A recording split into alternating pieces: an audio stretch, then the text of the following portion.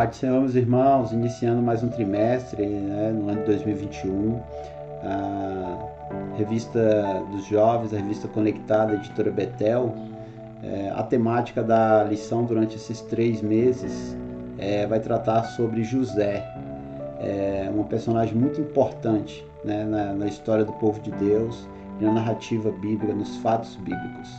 A primeira lição ela vai trabalhar sobre o contexto de José.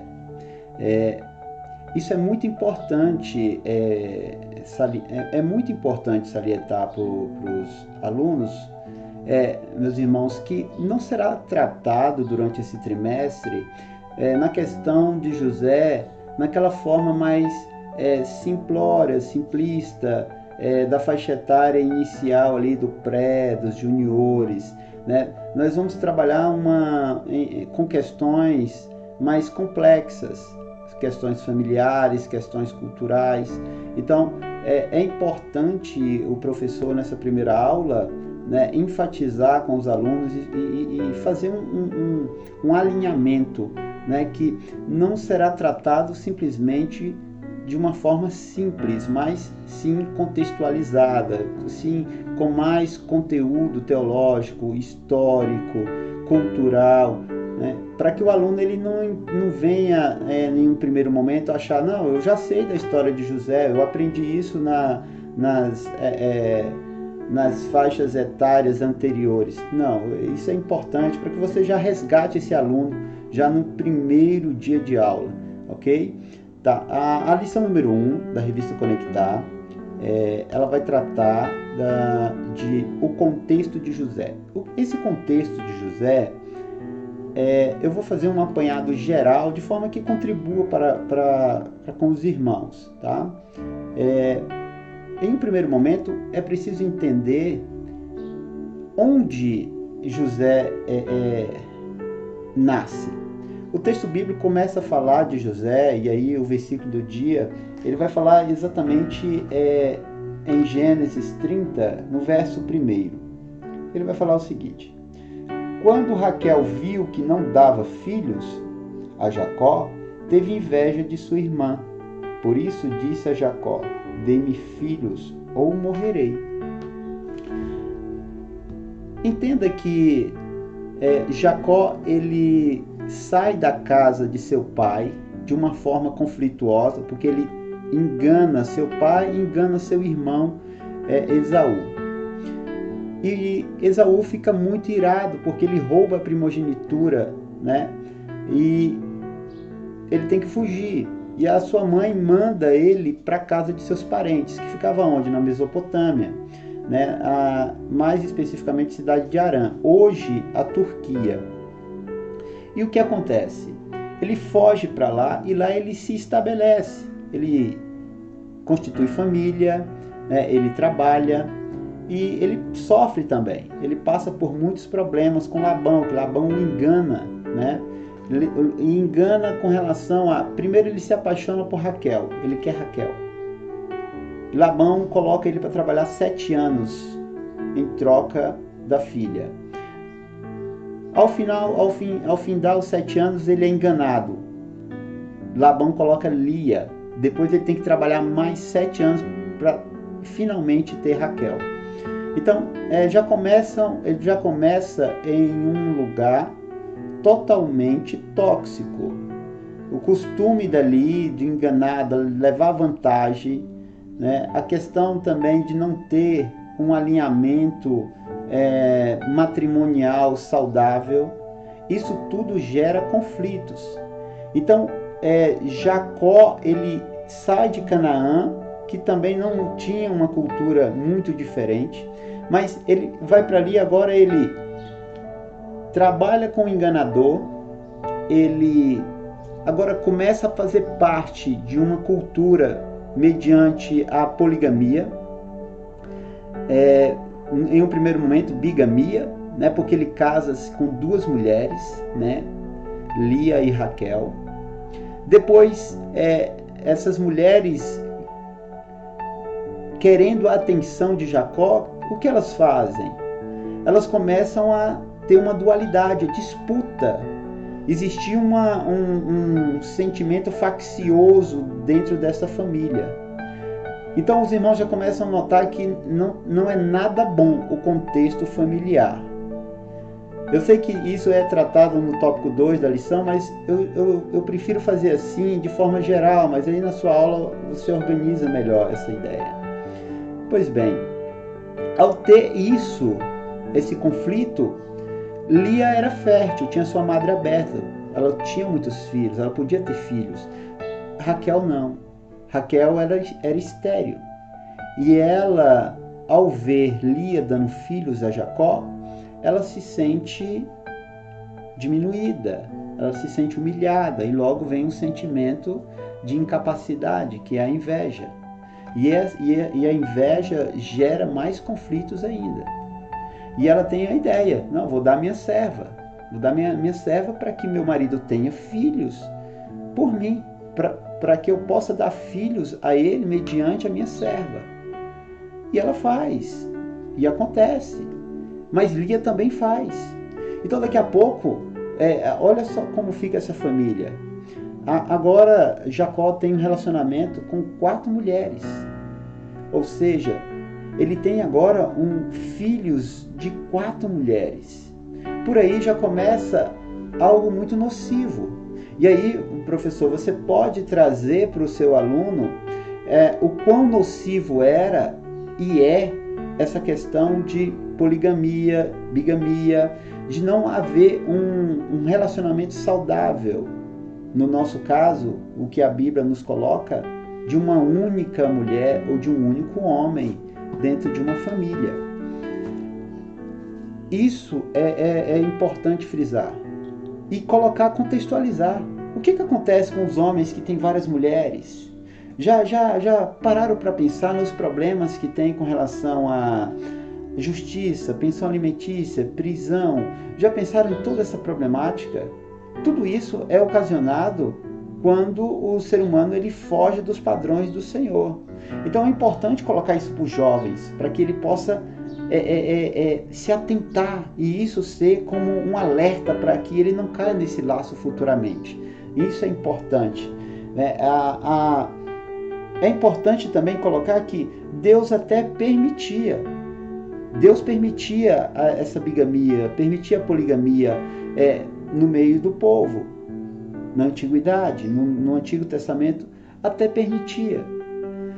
Mas até que ponto ele permitiu? Ele permite, mas ele está observando quão nocivo isso tem sido para as famílias, tem sido para a sociedade. E é tanto que na lei mosaica, em Deuteronômio, Deuteronômio 17, do 14 ao 20, o Senhor estabelece uma regra de monogamia para o rei. O rei não deveria nem ter muitas mulheres, nem deveria ter muitos cavalos, entende? Então, o Senhor já começa a observar que isso é nocivo, isso traz problemas, ainda mais para alguém que é líder. Então, o Senhor já começa a trabalhar isso aí. Lá já no Novo Testamento, o apóstolo Paulo, ele coloca que aos líderes, aos presbíteros, aos obreiros, que deveriam ter mulheres. E aí nós temos 1 Timóteo 32, 2, também no capítulo 12 de 1 Timóteo, nós temos o Tito, capítulo 1, verso 6. Tudo isso o Senhor já começa a mudar. Por quê? Porque precisa agora que as famílias tenham equilíbrio. As famílias agora precisam ter paz. E não pode ter esse sentimento faccioso, que é muito comum quando se tem mães diferentes, pais diferentes. Não é saudável. E isso é importante colocar para os alunos. O outro ponto é a sua genealogia. Cabe colocar que a genealogia ela não é só uma questão consanguínea, mas a genealogia também ela tem a ver com a origem cultural, religiosa, a ideologia de uma família. José pertencia a uma linhagem patriarcal. Essa linhagem patriarcal, ela se estabeleceu lá com Abraão. E aí veio Abraão, Isaac, veio Jacó, José, seus irmãos. todos estes eram patriarcas. E o que eles pensavam com relação à religiosidade, à sua religião, ao seu Deus, Yahvé? Desde Abraão até José, o seu Deus era Yahvé, o Senhor Jeová, o Eu Sou, o Deus Todo-Poderoso, Criador do céu e da terra. Então, eles tinham isso em comum, porque fazia parte o quê? Da sua genealogia. Vinha já implícito isso neles. Né? A questão também a sua forma de sobrevivência, pastorear ovelhas, cuidar de ovelhas, criar ovelhas, né? Comum, isso era passado de pai para filho. A questão geográfica, Abraão sai da Mesopotâmia e se estabelece naquela região do crescente fértil, ali mais especificamente em Canaã. Consequentemente, Isaac também, Jacó também. E os patriarcas, os demais irmãos de José, também se estabeleceram ali. Então, se existem os costumes, esses costumes, eles são comuns dentro da genealogia. Sabe o que você pode fazer? Colocar para o seu aluno, trazer um debate para os seus alunos. Olha, qual é a sua genealogia com relação à religião? Qual era a religião do seu avô? Qual era a religião do seu pai? Sempre foi o protestantismo, o cristianismo protestante ou não? Ou era de uma linha, de uma matriz religiosa africana? Ou era de uma matriz asiática? Ou era de uma matriz católica romana?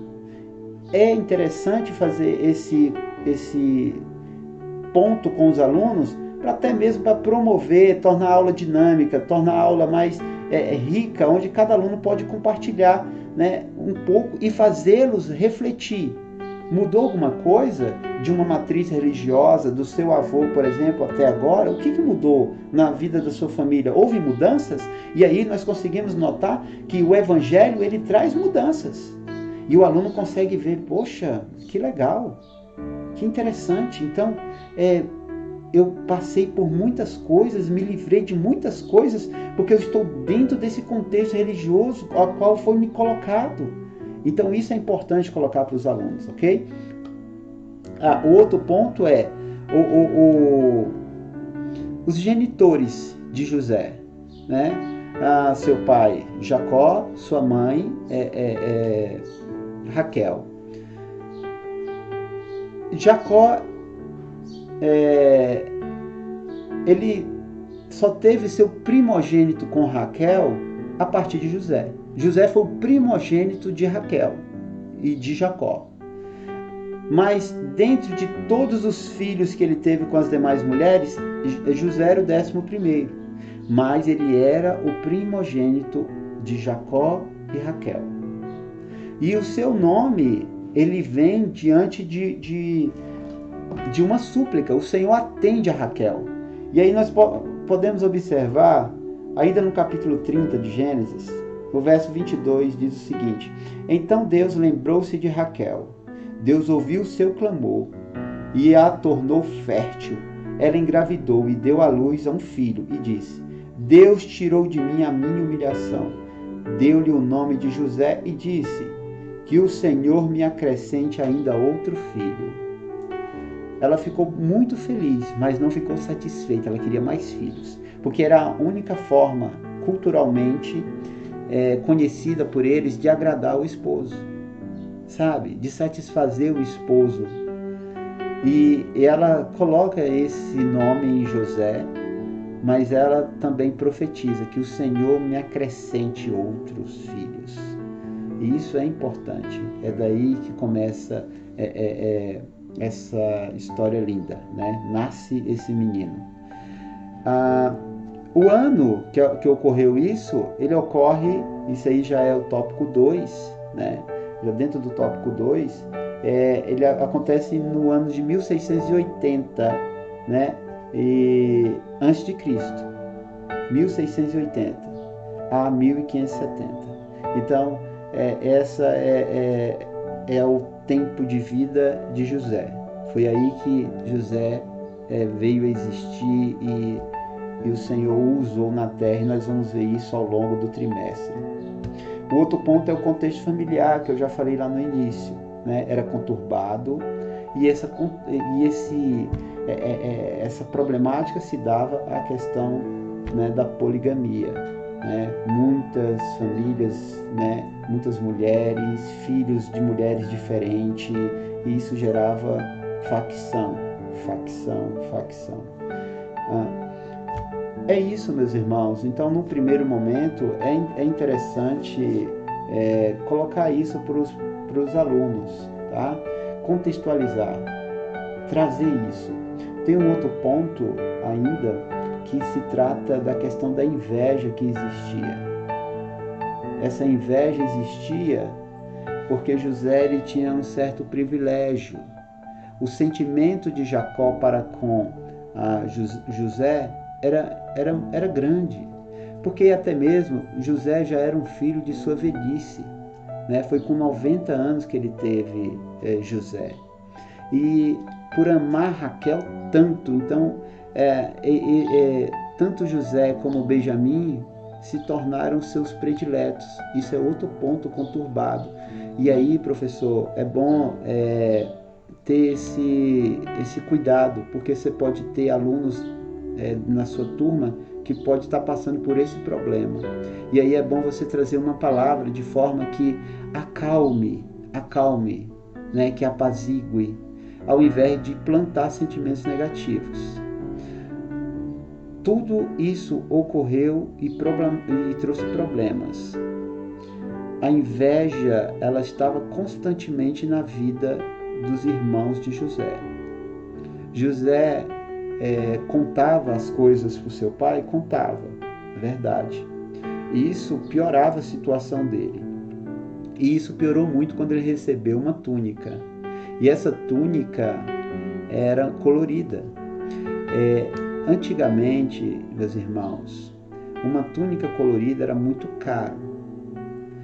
Normalmente as pessoas utilizavam uma túnica, uma roupa de uma cor só, porque era muito caro ter algo colorido. Nós não tínhamos um sistema industrial, têxtil, como nós temos hoje para produzir. Era muito caro. E Jacó lhe dá uma túnica colorida.